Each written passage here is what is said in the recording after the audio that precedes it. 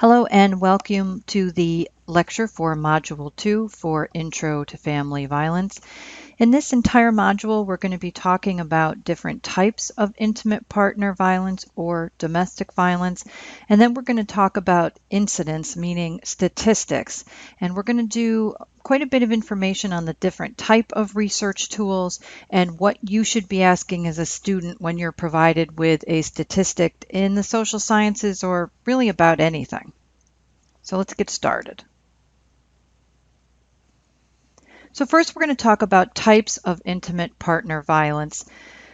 I've broken them into a few categories. Depending on whether you're looking at our textbook or different sites online, they may describe the categories differently or they may separate the categories differently, but generally speaking, you're going to see the same information, although there may be different labels.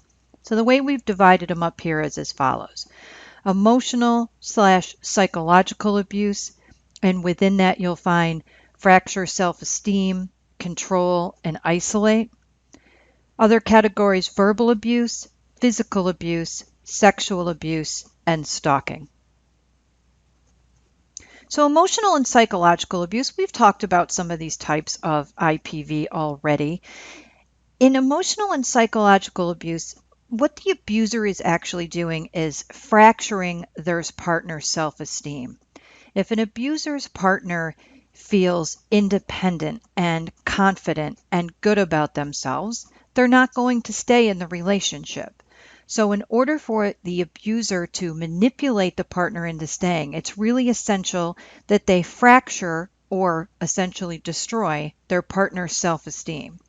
And I don't mean this as a conscious thing. It's not like the abuser wakes up in the morning and looks at their to-do list and number one says, fracture my partner's self-esteem. But whether they're doing it consciously or subconsciously, that is in fact what they're doing, and that is actually their goal.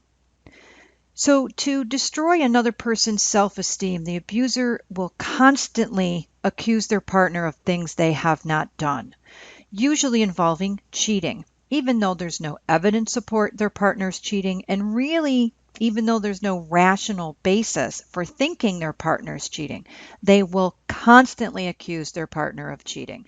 If they see the person talking to a complete stranger, they'll say, "You're trying to have sex with that person." Or if they observe their partner speaking with a coworker at work, they'll say, "You two are hooking up." Like, it's completely irrational accusations, not just of cheating, but that's a primary one. Gaslighting.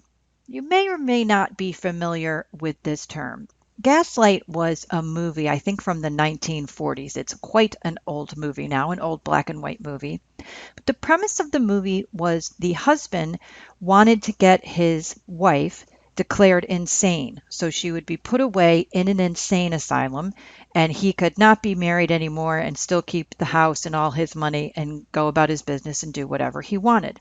So in order to convince his wife and everyone around them that she was crazy, he started doing these things that just made her look like she wasn't making any sense. For example, he would manipulate the gas lamps in the house and have them come on and off. He would have someone make all kinds of strange noises, like scratch on the outside of the walls or make it sound as if someone were upstairs. And then when she would say, "I'm hearing noises upstairs, I'm hearing scratching, I'm hearing knocking, the lights are going on and off with no reason," he would say, like, "What are you talking about? That doesn't happen. That never happens."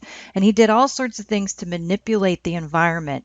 So she actually started doubting herself, because every time she talked about it to someone, they were like, "I have no idea what you're talking about, and that sounds really crazy." So because it was in the movie Gaslight, that's where that term comes from, gaslighting. So gaslighting in modern terms means manipulating or lying about how an event actually occurred to make the other person doubt themselves. So if they were at a party and the partner got really drunk and was stumbling around and later was confronted with that behavior, they'd say, "Not only was I not drunk, I did not have a single drink." And the other partner's like, "They showed every signs of being absolutely intoxicated. And if someone's really convincing that you're wrong, it can actually make you doubt yourself. So it's actually a way of making a person feel like they're crazy. An emotional abuser will make a partner feel guilty for doing anything without him or her. If they want to go to a company picnic, if they want to go shopping by themselves, if they want to go hang out with friends from college, the abuser will make them feel guilty about that if they don't want to take the abuser along. So even if it's for an hour, say, I'm going to go get my hair cut and I'll be back in an hour. Well, I'll come with you. Well, you don't need to come with me. I'm just going to go get my hair cut and relax for an hour and I'll be right back. Well, you don't love me. If you love me, you would want me to come with you. You wouldn't want to be away from me for that time to get your hair cut. You would want me to come with you, so you must not love me. Anything the partner wants to do, the abuser is going to try to make them feel guilty about doing it if they're not around. An abusive partner is also going to withhold love, affection, sex, gifts. They're going to withhold all that stuff if the partner's not doing what they want to do. So if you don't take me with you to get your hair cut, we're not celebrating your birthday. Or if you're going to go have drinks with your coworkers next Friday night, then I'm not going to talk to you for a month. It's that kind of manipulative punishment. And of course, as we've discussed before, an abuser takes no responsibility for their behavior. So everything is always the other person's fault, no matter what it is. They will never take responsibility for what they say or for what they do. And some of the things you'll hear an abusive partner say is, no one else would ever want you. That's really crushing to someone else's self-esteem. No one would ever want you. You're lucky I'm even with you. If I leave you, you'll never meet someone else who cares about you. That's really a way to knock someone's self-esteem down to nothing. Another way an abuser will emotionally or psychologically abuse the victim is to say it's your fault. The abuser will slap the victim across the face and say, you made me do it because you made me mad. Another way of not taking responsibility for the behavior, and also, again, making the victim feel like it's his or her fault. You made me hit you. You made me call you foul names. If you hadn't have flirted with your coworker, I wouldn't have punched you. So it's both crushing self-esteem and not taking responsibility for their own behavior. I only did it because I love you so much. And another big aspect of emotional or psycho abuse is an abuser saying, if you leave, I'll kill myself. That is just one of the most frightening things someone could say to another human being. If you leave me, I'll kill myself. How guilt-ridden and pressured would that make someone feel? Equally as bad as saying, if you leave, I'll kill you. If you leave, I'll kill our children. Or if you leave, I'll kill our pets. We're going to talk about specifically how pets relate to orders of protection in a later module when we talk about the legal response to threats to kill pets. Control. Again, we've talked about this quite a bit. The abuser is going to try to control every aspect of their partner's life. What their partner wears, their clothes, their makeup, their hair, where their partner goes, with whom, and how long they can stay. So if the victim in the relationship is going to the mall to buy school supplies for the kid, the abuser is going to say, which store are you going to? How long are you going to be there? What are you going to buy? How much money are you going to spend? When will you be home? And if they don't follow these kind of crazy rules, there's going to be really severe consequences for that. Another way to control a partner is making them check in and kind of report constantly as if they're on a time clock. Texting throughout the day. Where are you? What are you doing? Who are you with? FaceTime me. I want to see what you're doing and I want to see who you're with. I don't trust you that you're at the mall shopping for school supplies. Put me on FaceTime and let me see you. A controlling partner will prohibit the victim from having any access to money, credit cards, and require accounting for every dollar. So I will give you $36 for 2 weeks worth of groceries. And I want you to show me the receipt and I want you to show me every single item that you purchased. That kind of just controlling money is a way of controlling freedom because access to money and access to credit cards helps victims leave. So abusive partners will not allow or will greatly restrict their victims' access to money and other financial resources.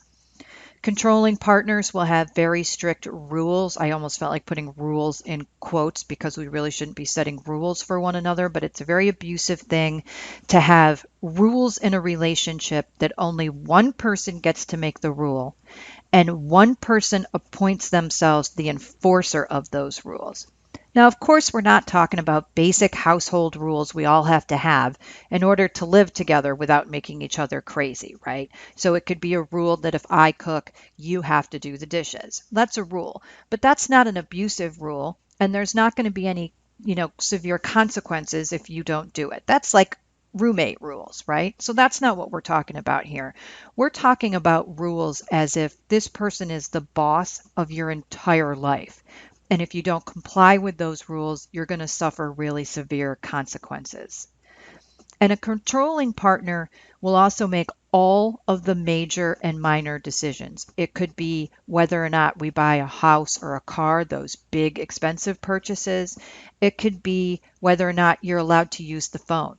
That's a decision that the abusive partner gets to make. And you'll hear an abusive partner say things like, if you would really loved me, if you really cared about this relationship, you would just do what I told you to do. Or I always need to know where you are because I care about you. Your other partners, those other people you were with, they didn't constantly check in with you because they didn't really love you or care about you.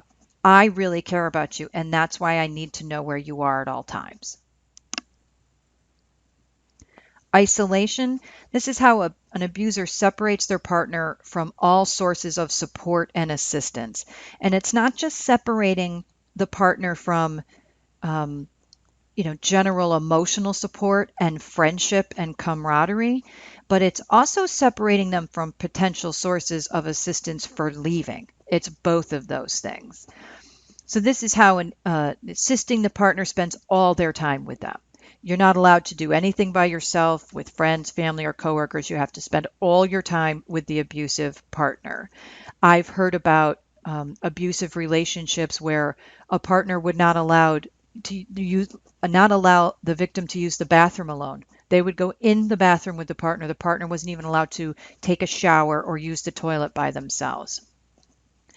Isolating partners will have open disdain for the partner's family, friends, and coworkers. Your family doesn't love you. Your family doesn't care about you. Your sister told me that she hates you. Your brother tried to hit on me. Your mom's a drunk. Your dad's a loser. Just constant criticism of friends, family, and coworkers. And that's a way of separating you from them. Just constantly being critical. Why do you want to hang out with them? Why do you want to spend time with him? He's such a loser. And abusers will often be obnoxious, rude, or sullen when they are around their partner's family, friends, or coworkers. So an abusive partner will also often sit at the Christmas dinner and refuse to speak to anyone, or refuse to eat any of the food in a really obnoxious way, or just sit in the corner and sulk, or sit in the corner and get drunk. And what they're doing in some ways is expressing their own insecurity, right? Because they feel uncomfortable being around their victims, friends, families, and coworkers. But it's also a way of not getting invited, right? If I go to your friend's house and I'm really obnoxious and rude, your friend is going to tell you, don't bring her back here again. I do not want to hang out with her and I do not want her in my home. She's not welcome here, right? So now the abuser's got the victim in a good spot. You're not going to Christmas because your parents won't let me come there. So you're not going either. Again, it's a way to isolate. It's a way to separate the victim from sources of support and assistance. That's also the mentality we discussed in the earlier module about it's us against everyone. It's me and you against the world. Now, those expressions may be romantic in the right setting, like say in a rom-com movie. And it's fine if a partner says that to somebody in a loving way, like, we're a team, it's me and you. It's abusive when they're saying that to try to isolate you from others and make you feel nobody else cares about you or wants you to succeed or thinks you're a successful or a good person. And they'll say things like, well, I'm the only person who loves and understands you. A really healthy, secure partner wants you to have a rich and full life and wants their partner to have lots of sources of support and encouragement in their lives. An abusive partner doesn't. Verbal abuse. This is a real obvious one. This is how a lot of domestic violence is discovered, is by an abusive partner verbally abusing their victim. Constant negative critiques on the partner's appearance, everything from their hair wrong, their lipstick's too dark, their neck's weird, their laugh too loud, they sneeze too loud, their feet are too big. Just this constant criticism of every aspect of the partner's appearance. That is a really effective way to lower someone's self-esteem. If the person that you love, the person you're closest to, the person you married or moved in with is constantly critical of your appearance, I don't care how confident a person is, that is going to wear away at a person's self-esteem. Name calling, calling people bitch and whore and asshole and fucking jerk and just the most horrible names someone can call someone else. Insulting the partner in front of the family and friends. Now, a lot of these overlap, right? So, an abusive partner and insulting their victim at Christmas dinner is a way to be sullen, rude, and obnoxious and not get invited back. And it's also a way to humiliate the partner. It's bad enough that someone says something abusive in private. It's twice as mortifying and discouraging when it's said in front of family, friends, or complete strangers. Screaming. Everybody in every relationship has arguments. We all disagree and we don't get along 100% of the time. That's part of a healthy relationship, right? We don't always agree with each other. But screaming in someone's face is abusive. Mocking. When a victim finally gets up the courage to say, I don't like your behavior and I don't like the way you talk to me in front of my parents, the abusive partner says, I don't like the way you talk to me in front of my parents. That kind of mocking thing that like a lot of third graders do, that kind of really juvenile mocking, that's a form of verbal abuse. And of course, outright threats. I'm going to kill you. I'm going to knock you into next week. Those sorts of things.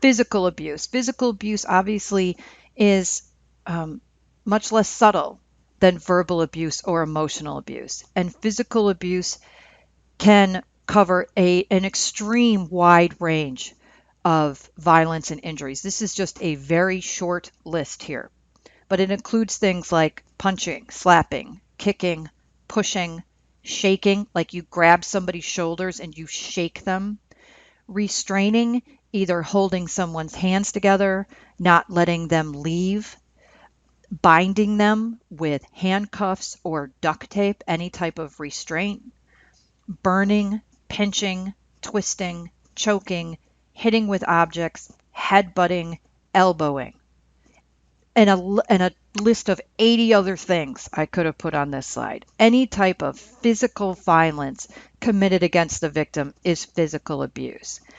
And oftentimes, abusers get very adept at physically harming the victim, either in an area that generally doesn't show or hurting them in a way that won't have a physical result. So instead of punching the victim in the face, they're going to punch them in the back because we don't often see each other's backs, right? So someone could have huge bruises on their back and you most times would have no way of knowing that. They get very good at hiding those injuries. And when the victim's injuries are very visible, the abuser will threaten the victim most times into lying about what happened.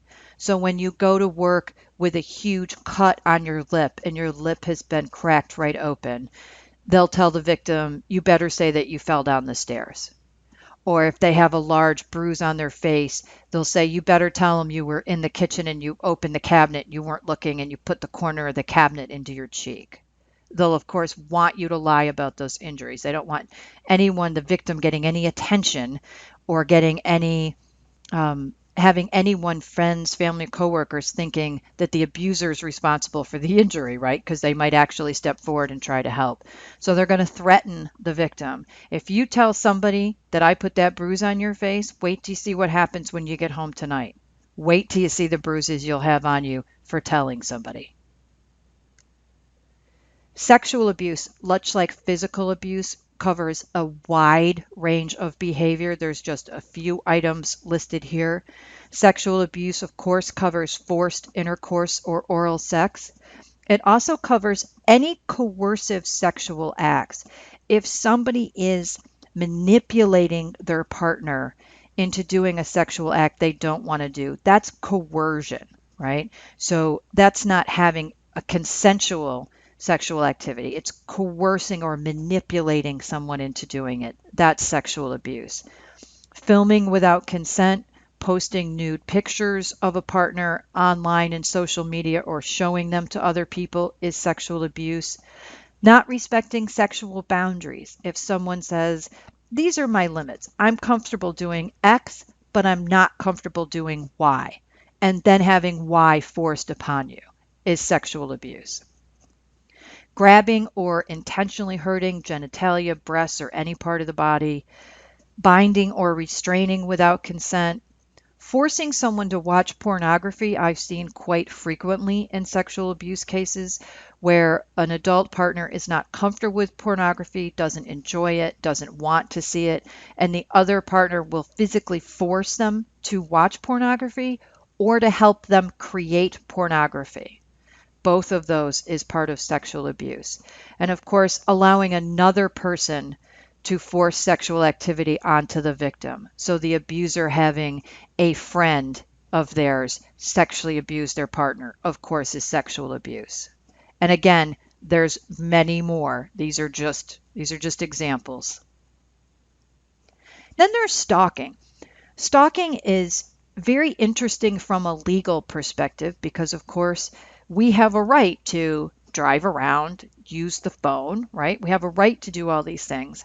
But when you start doing those things to maliciously and repeatedly follow or harass another person, those normal routine activities that we're allowed to do can actually turn into stalking. Stalking can include tracking somebody's cell phone use or tracking their location by putting a GPS on their phone so they can track where a person is without having to ask them, or at least track where their cell phone is. Interrogating friends, family, and coworkers. Who was he with? Who did he talk to? Where did he go? What was he wearing? What did he drive? How long was he there? Constantly questioning other people about where their partner is, what they did, or who they communicated with is part of stalking. Just like the phone, putting a GPS on somebody's car so you can track where they are and how long they're there and you can locate them by their car is another way of stalking. And another way of harassing someone is recording somebody's mileage. So I go out to the car, see there's 5,400 miles on the car. When you come back and there's 5,450 miles on the car, and I know there's been a 50-mile increase, demanding to know, where were you? Because I looked on Google Maps and that's only 10 miles away and you drove 50 miles. That kind of tracking people is stalking. Hacking social media accounts, hacking emails, hacking voicemails. So somebody knows your passwords or your PIN number that you use to listen to your own voicemail, hacking into your Facebook, Instagram, Snapchat, Tinder, any type of account that you use in order to see what you're doing, see who you're communicating with. All that is forms of stalking. Burglarizing a home to search or take items is very common in stalking. So the abusive partner, after the relationship has ended, will break into the victim's house, which is a burglary. That's not just stalking. That's also another crime we all know is called burglary. Breaking into the victim's house to read their journal, to touch their personal objects, to rearrange their objects so they know that somebody's in their house. That's also a way to gaslight someone, right? An abusive former partner breaks into the apartment, takes things, moves things around, turns things upside down, and the victim comes home and has no idea what happened. And the abuser leaves no sign of how they got into the apartment. That's a way of making somebody feel really frightened and really kind of crazy, right? Of course, and also with the journals, I've seen a lot of domestic violence cases where a former partner will break into the victim's home, read their journals, and then call them up and confront them. Oh, so you were talking to your coworker and you really get along with him, huh? So you're thinking about dating him, right? And confronting them with that information. Total violation of personal privacy. There's few ways you can make someone feel that invaded upon than by reading somebody's journal and then confronting it. Or taking victims of the photos, things from a journal, private materials, and giving them to other people or posting them online. It's another way to harass someone. Of course, stalking could mean physically following someone around, driving past their house repeatedly, sitting outside of their job, sitting outside of the classes they're taking, and then claiming innocence of, oh, I was just standing here, I was just running an errand, claiming innocence, that they were just going about their business and just happened to run into victim when of course we know that they planned to run into the victim. We're going to talk about stalking again when we talk about the legal response to domestic violence as far as order of protections, what's positive about them and what's negative about them. Stalking is also often a feature of those. And I saw online, which I had not seen before, the Stalking Resource Center. This is a website you can take a look at. It offers a wide variety of resources for victims of stalking and how they can seek protection from the police and from other resources when they are being stalked. And remember, stalking can occur to a current partner. It usually happens once a relationship is ended. This is a way for the abuser to not let the victim go by stalking. But stalking often happens in relationships that are still ongoing. All of this tracking, the GPS use, hacking into accounts, that also, of course, occurs during relationships. Moving on to a different topic just for a moment, I am constantly appalled at how domestic violence and intimate partner violence as is still seen as funny and a source of humor for a lot of people. And if you go online, to, Google or Yahoo, whatever search engines you use, and you put in domestic violence funny or beating a woman humor, it is appalling how much stuff comes up. These are just a few of the items I saw. The first is a meme about, never hit a woman too hard. She could black out and forget the lesson. I mean, that is just so harmful and awful. The control a woman, remote control. Don't know if you've ever seen this. This is supposed to be like a gag gift item. Maybe you would give it to somebody at a bachelor party. And this is what the ad says. Have yourself the perfect partner with this control. A woman remote control. It features many commands that most men would love to use on their ladies, such as clean, stop nagging, and remove clothes. Show her who's the boss in your house. This is supposed to be funny, right? This is supposed to be a funny gift you would give someone. And of course, an expression that I find absolutely repugnant, which is the way of calling men's undershirts wife beaters. I'm not exactly sure how or when that started, but it's not only a common expression in conversation. I actually found this ad on eBay for men's undershirts, and it was actually called a wife beater ribbed undershirt on the eBay listing. So I'm not sure what the solution is for this. That's something we should, talk about as we get more information about this topic as we go through the semester. But I'm just struck by how common these types of things still are.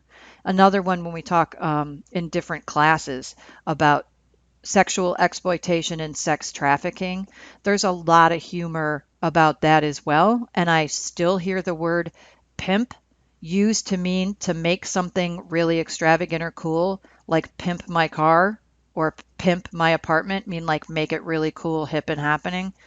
I'm still just struck dumb by the prevalence of this kind of thing, that we still think this sort of abusive relationships are funny. Now, we're going to move on to a completely different topic, and we're going to talk about examining statistics. Now, in any field, whether you be in criminal justice or psychology or sociology or biology or advertising or marketing or any possible field you could think in, you eventually run into statistics. And whenever you run into any statistic you see, whether it's in a course textbook, you see it online, you see something on Facebook or on the news or in a commercial, I want you to question it. And these are the sorts of things I want you to be thinking when you're viewing that. One is, where did you see it? Is it on a news program? Is it on a social media site? Was it in a newspaper? Was it in a professional journal article? I want you to think about where the statistic was seen. I want you to think about, who is the source of the information? Was it a survey? Of how many people? When was the survey conducted? How were the results analyzed? Who's the source of the information? Was it a researcher at a university? Or was it a survey that somebody put out over email? Who's the source of the statistic you're looking at? Why is it being published? Is it being published to further academic research and inquiry? Or is the statistic being published to sell you something, or to sway your opinion, or to sway the choices you make? How was the data gathered? Who gathered it? How they gathered it? How was it analyzed? Who analyzed it? And what are the limitations of the information? There is no perfect statistic, right? All of them have a certain margin of error. All statistics have issues with their reliability, and some statistics are more easily manipulated than others. None of them are perfect, but some of them are better than others. And in order for you to find a statistic that's meaningful, these are the sorts of questions that you need to be asking. You really need to use your critical thinking skills to determine whether the statistical information you're looking at is really meaningful or not. So, for example, when we're watching TV, and unfortunately, when you're watching a lot of streaming services, commercials are getting more and more prevalent, you hear things like 9 out of 10 dentists recommend Sensodyne toothpaste. 9 out of 10 dentists. So the Sensodyne toothpaste makers are claiming that 90% of dentists recommend their toothpaste. So when you see a statistic like that, and not like this really matters in life, but you could ask yourself, who's the source of this information? How did they get this statistic? Did they do a survey? If they did a survey, I want to know, how many dentists did they survey? 3? 3,000 or 3 million? I want to know how many dentists were surveyed. And looking at a statistic like this, why are they publishing this statistic? Well, because they want me to buy Sensodyne toothpaste, right? So they want to convince me that if I ask 10 dentists which toothpaste I should use, 9 of them are going to tell me Sensodyne. But I really doubt that that's true. And I love this meme with Abraham Lincoln saying, don't believe everything you read on the internet just because there's a picture with a quote next to it, right? We've had many examples lately of stories that are less than accurate on our news stories, in our newspapers. You hear a story, with these facts one day, the next day you hear a completely different version of the same story. It can be really hard to determine whether or not something's true or accurate. And it really depends on who's telling the story. So when you see a statistic, I want you to think of it the same way. Who's telling the story? And why are they telling it? So at Hudson Valley, I believe this is still accurate. Don't quote me on this. I am not an academic advisor, but I believe it's still required for any student in the criminal justice AS degree to take Psych 260, Psychology 260, which is practical research methods. That's an entire course at the college where, as in the catalog, they say You're going to get real-life application of research design, and the course teaches students how to interpret statistics in the social sciences. So, although by title you might look at that class and think, geez, that doesn't really sound very interesting, but it really is, because you get to learn how to ask and answer those questions I just posed. And it's really helpful when you're doing research as a student or later in life when you're a probation officer or a police officer or a crime victim assistance personnel person, for you to know how these statistics work and what is their level of reliability. So although it may sound a little dry, I bet it would be more interesting than you think at first. So how are statistics gathered about crime in the United States? How do we as a society gather criminal justice statistics? And there's a couple different ways, and I'm going to just discuss the most major ones. Obviously, there's 1,000 studies being conducted every day on different aspects of crime and criminal behavior. But I'm going to just talk about a few of the major ones. And if you're taking or have taken other criminal justice classes, this is probably going to sound pretty familiar. So back in the 1930s, the FBI, the Federal Bureau of Investigation, decided that it would be worthwhile to start gathering statistics about crime. Now, this wasn't the first effort to do this, but this was the first effort by the FBI. And the FBI, of course, is much more wide-reaching in their authority, right? Because they have jurisdiction over every state in the United States. So if the Iowa State Police started collecting data, that's going to be really interesting about what's occurring in Iowa.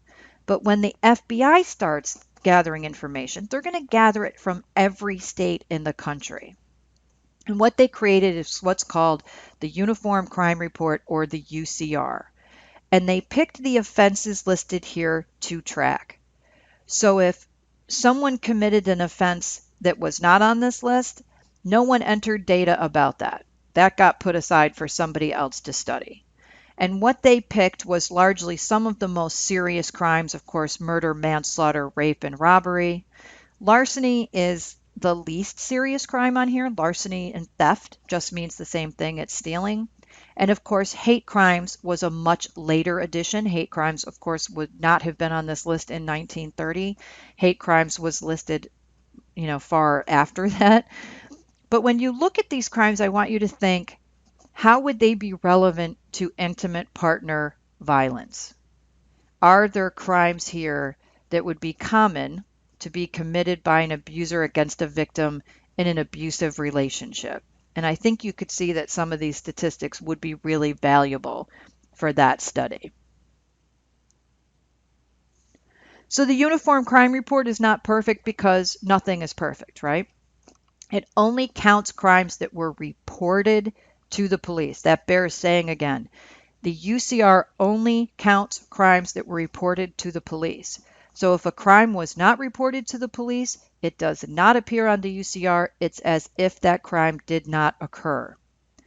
The definition of what each crime is varies across every state. So what may be an aggravated assault in North Dakota is not an aggravated assault in North Carolina. So what the feds did was they created a list of definitions, and they make the states kind of adapt and adjust their definitions to fit into it. So of course that affects the data. And interestingly, only the most serious crime committed during any one incident is counted.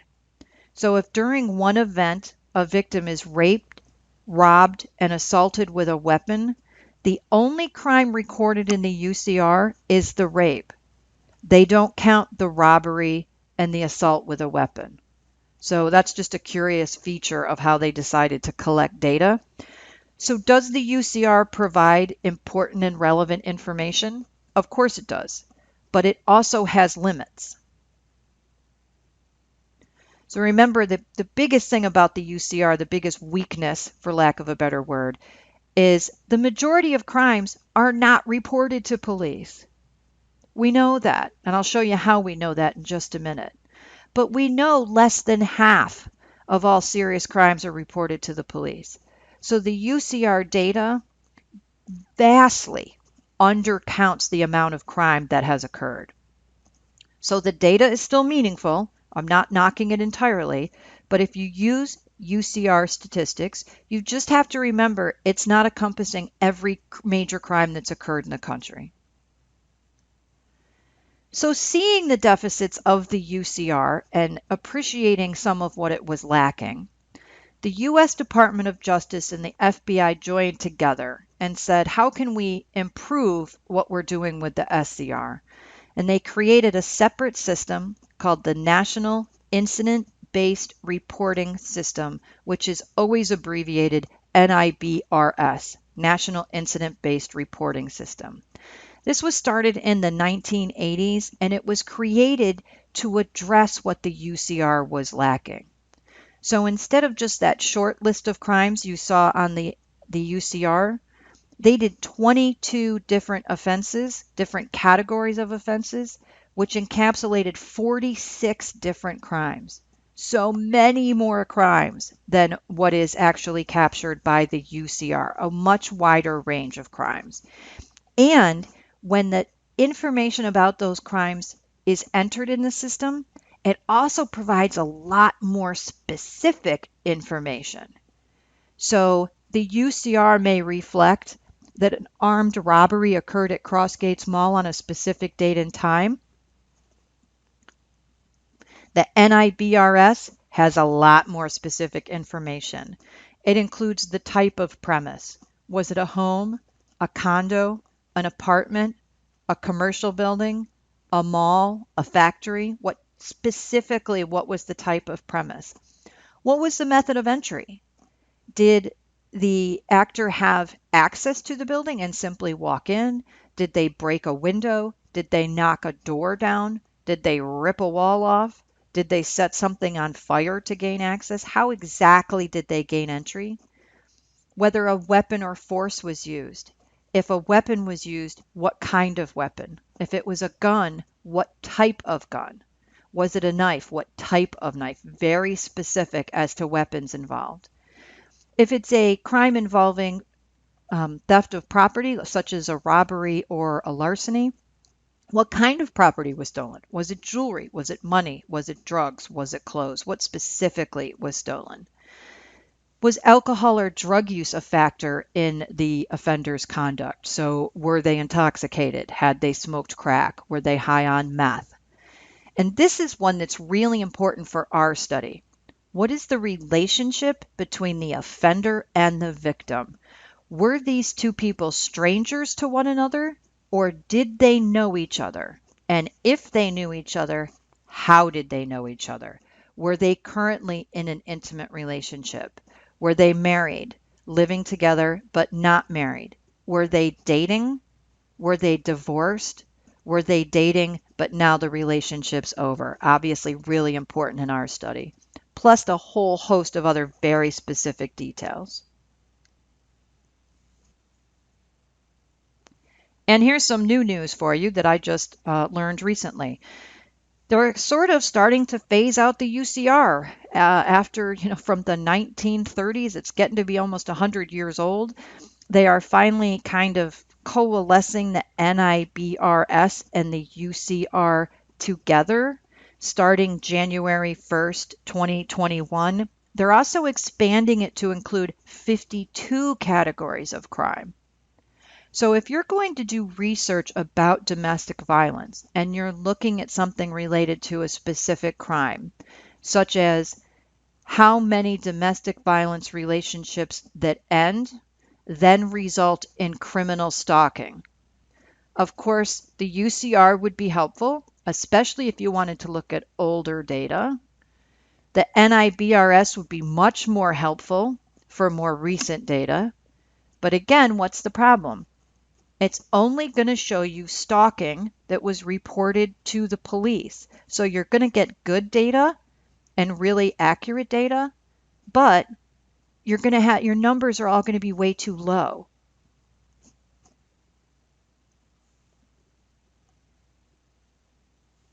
So I want you to just think about this iceberg, and you can think about the Titanic hitting an iceberg.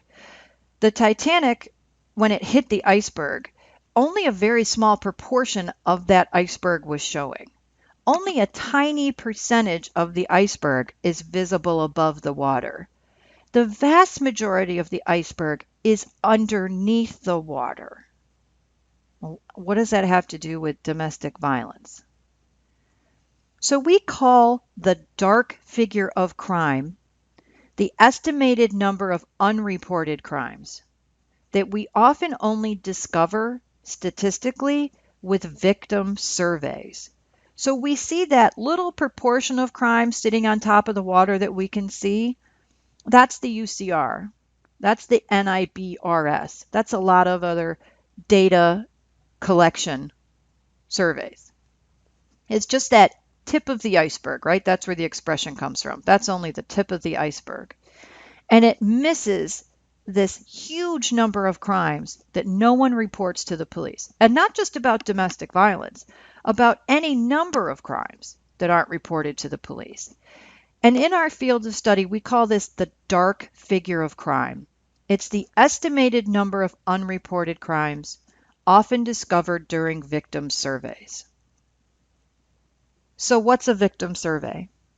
So the people who created and analyzed the data collected by the UCR and the NIBRS and a whole number of other types of statistical collection saw that we're missing a whole lot. We're not seeing anything about all these victims who never reported their crime to the police. So they created the National Crime Victim Survey, the NCVS, back in 1992. And this was the Department of Justice and the Bureau of the Census. And you may have noticed in your mailbox or at your door lately, the Bureau of the Census is pretty good at tracking folks down and counting things. So the Department of Justice worked together with the Bureau of the Census to create the National Crime Victim Survey. And its sole purpose is to obtain data from victims of crime. They want to talk to people who have been the victim of a crime, find out what crime was committed against them, and whether or not they reported it to the police. Now, the survey looks pretty big. They survey 76,000 households. 76,000 households. And it captures about 135,000 people over age 12. And what happens is you receive in the mail or electronically a request to participate in the National Crime Victim Survey. And if you say, yes, I will participate, you're going to get a survey every 6 months for 3 years. Okay? Every 6 months for 3 years, you're going to get this survey. And you're going to answer all the items in the survey. And it's going to ask you about everybody in your house over age 12, if any crimes were committed against them, what crimes, what was the result, and whether or not it was reported to the police. And you'd be surprised, maybe, by how many people are willing to do this, how many people are willing to do it every 6 months for 3 years, and how accurate some of the data is that they report. But of course, there's problems, right? Because there's problems with any data collection system. So there's really just a small number of people who are surveyed, only 0.0004% of people in the United States. Remember, it only goes to 135,000 people, and there's something like 342 million people in the United States. So it's only serving just a tiny, tiny little percentage of the number of people, about 1 in every 2,500. And even the victim survey doesn't include every possible crime. Okay, it doesn't include every possible crime. It doesn't include like homicides and kidnappings. So again, you're not getting all of the data that you want. But of course, the best part of it, its most positive aspect, is it gathers information about crimes reported to the police, but also not reported to the police. So if you examined the UCR and the NIBRS and looked at all the crimes that are reported, and then you looked at the NCVS and looked at the number of crimes that are not reported, you get a much better picture of what's happening.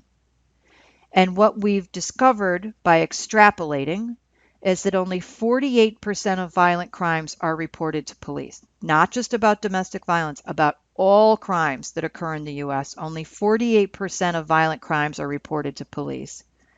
And only 39% of property crimes are reported to police. So what do I mean by extrapolate? Well, if you were at Hudson Valley as a student a couple years ago, we used to have a thing called a final exam week. So they'd have a week at the end of each semester where there was no classes. All there was final exams. Nobody did anything but take final exams. There was no instruction. There was no classes, so to speak. And they did away with that. And a lot of faculty were unhappy about that. Some faculty were glad. A lot of students didn't like that change, and a lot of students did. So let's just create a hypothetical sample. Let's say when they did away with final exam week at Hudson Valley, they asked 100 Hudson Valley students to complete a survey, 100 students. And they asked the students, do you agree with the school eliminating final exam week? And they would check, yes, I do, or no, I don't. And let's say when we looked at those surveys, 70 of the 100 students said, we do not like the change. We do not like the elimination of final exam week. So we know 70 students said they don't like it out of 100. So by extrapolating, we just do the math. That means that 700 out of 1,000 students did not like the elimination of final exam week. And to look at our whole college population, we can extrapolate and say that means 7,000 out of our 10,000 students didn't like the removal of final exam week. That's what I mean by extrapolation. So if we know how many rapes were not reported to the police in a sample of 135,000 people, we can just do the math and extrapolate to what that means nationwide. Now, is that perfect? Of course it's not perfect. It's an estimate, right? It's an estimate based on information victims reported to us in those surveys.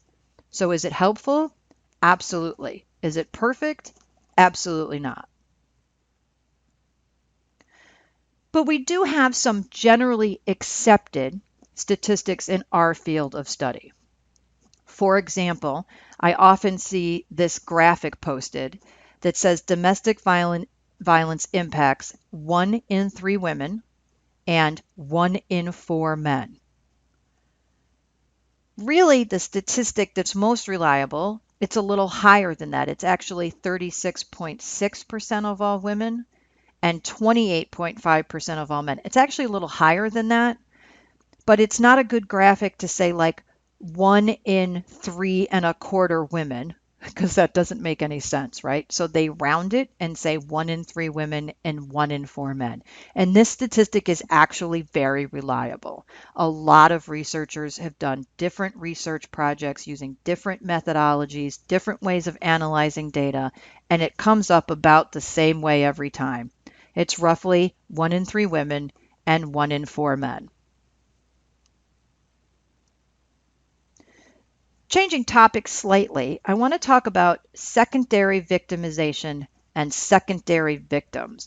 These are terms criminal justice students often mix up, and it can be confusing for anybody having a conversation about this. So just to give some clarity to this, secondary victimization is what happens to a victim of a crime who's then subsequently mistreated by other areas of the criminal justice system. For example, the police, the courts, or even their own friends and family members. So for example, if a woman is raped by a stranger, she then may report that to the police, and then she's going to have to explain it to the police, and she's going to be questioned about the most intimate details of her life, and then the detectives are going to want to talk to her, and then the assistant district attorney is going to want to talk to her. And if it goes to trial, she's going to have to take the witness stand, and she's going to be questioned by the assistant district attorney, and then of course she's going to be questioned by the defense attorney. So this can be, if not handled well, another way of victimizing the victim. Because if a victim, say of domestic violence, isn't treated well or kindly by the police and the court system and even their own friends and family, That's another way of being victimized. It's like being victimized again. And you'd think most friends and family are really supportive when a family member or a close acquaintance is the victim of a crime. And I think most people probably are. But we can also have a tendency to blame the victim. Certainly in domestic violence cases, as we talked about the question, why doesn't she just leave? That's another way of victimizing the victim or blaming the victim. But it can often happen, say, your next door neighbor has somebody stop by the house and say, I can redo your entire driveway for $1,000. If you pay me $1,000, I'll redo your whole driveway. And so your neighbor says, God, that sounds like a great deal. Here's $1,000.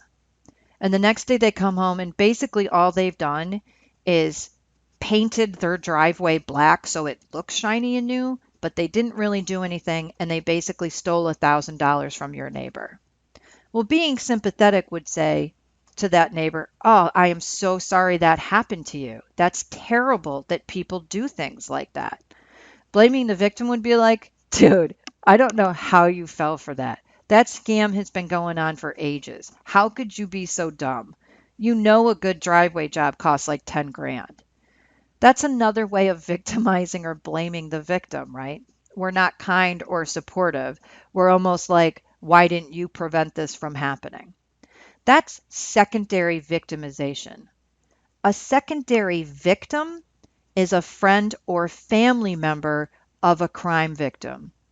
So if a woman's son is murdered, she is a secondary victim. Her life has also been irreparably damaged and changed by the fact that her son was the victim of a homicide. So we have secondary victimization and we have secondary victims, but they're different. Just make sure that you can describe the difference between those two terms.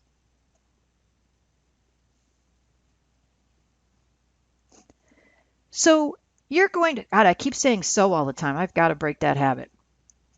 The US government is obviously a great source of all types of statistical information, including information about intimate partner violence. And this is where you find it in the federal system. So we have the ginormous US Department of Health and Human Services. Within that is the Center for Disease Control, or as we commonly hear it referred to today, the CDC. Within the CDC is the National Center for Injury Prevention and Control, and within the National Center is the Division of Violence Prevention.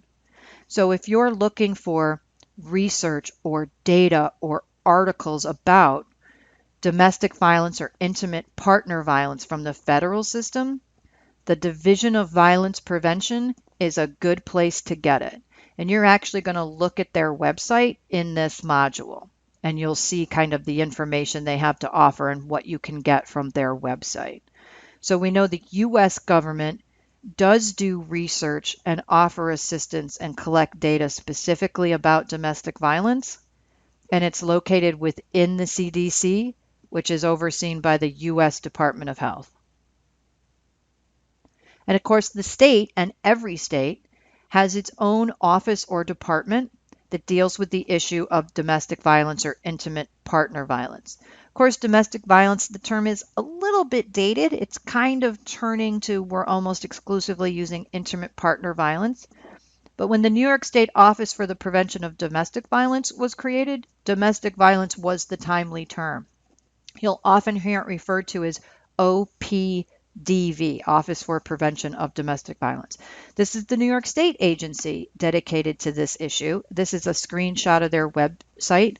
You're also going to be looking at their website this week, but I just gave you this screenshot to give you an idea of what it looks like. And I put that dark red square around the word statistics. So if you're looking for statistics from New York State or the way New York State distributes federal national statistics, this is where you would find them. It also tells you about the agency, when it was created, who created it, how to get help if you're a victim, how to get help for someone that you care about. Awful lot of really good information on the OPDV website, and you're going to look at that in this module this week. You're also going to read an excerpt from an article. So I found this article called An Increasing Risk of Family Violence During the COVID-19 Pandemic, Strengthening Community Collaborations to Save Lives.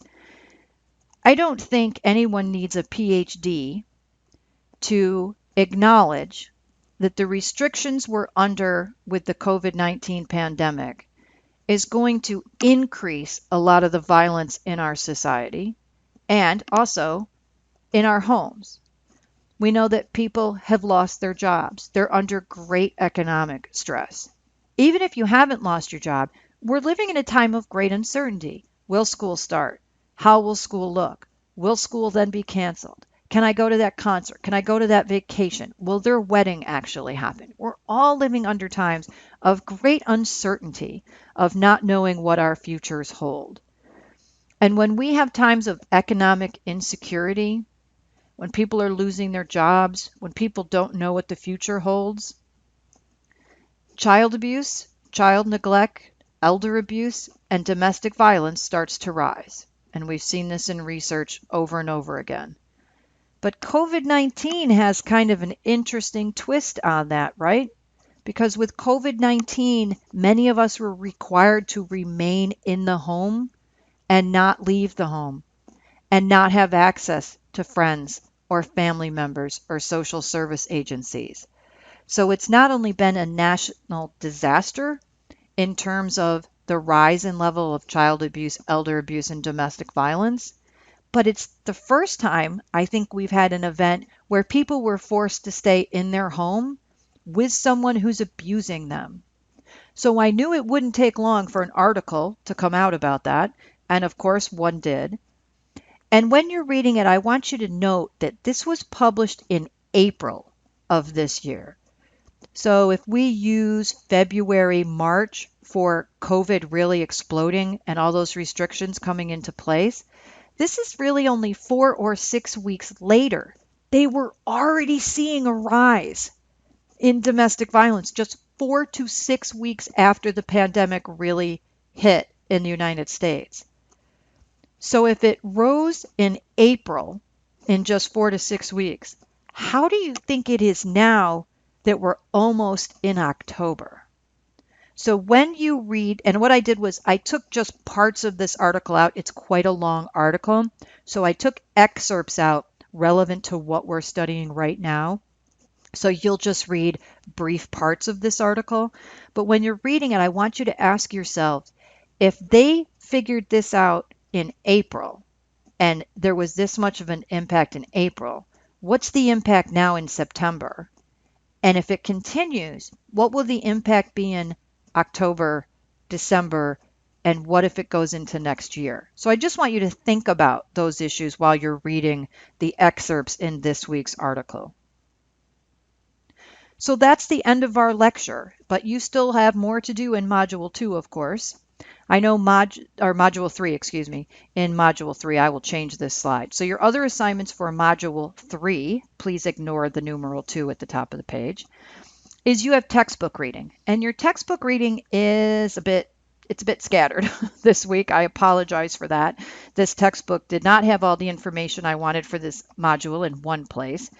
So you're going to be reading pages 10 and 11, 54 and 55, 69 and 72, and then skip way ahead to 428 to 433 where there's information about stalking. So I think it's about 14 or 15 pages total, maybe a little less. You have the article I just told you about. That's the excerpts from the article about COVID-19 and its impact on IPV. And you're going to look at those two websites, the one from the CDC and from New York State Office of Prevention of Domestic Violence. When you're looking from the websites, I don't want you to try to memorize everything that's on there or every fact about the place, but I do want you to familiarize yourself with what's on there. So if you have a research project, I don't know, in a week or so, and you're looking for information, you'll know what those websites offer and whether or not they'll be useful to you. And you're going to have a quiz in Module 3. Again, I apologize for that numeral 2 sitting there. You're going to have a quiz for Module 3 that's due next Monday by 11:59 p.m. Again, you will have 3 opportunities to take the quiz. Please, please take the quiz all 3 times. If I give you a 10-question quiz and you only get to take it once, I only have to come up with 10 questions. I don't use questions from our textbook publisher or from the textbook. I create those questions based on the lecture and the other items in our module. So in order to let you take the quiz 3 times, I have to write 30 questions. That's what you have to do so I can randomize 10. So if people aren't taking the quiz all 3 times, I don't really have all that incentive to do all that extra work. So please take advantage of the fact you can take the quiz all 3 times, and remember that only your highest score counts. And you can come back to the quiz. You don't have to take it 3 times in a row. You could take the quiz on Thursday, you could take it on Saturday, and then you could take it for the 3rd time on Sunday. And you'll be happy to know that there's no project this week. I know you had a big project last week, so there's no project this week, and there's no extra credit this week. As always, if you have any questions or I can help in any way, please let me know.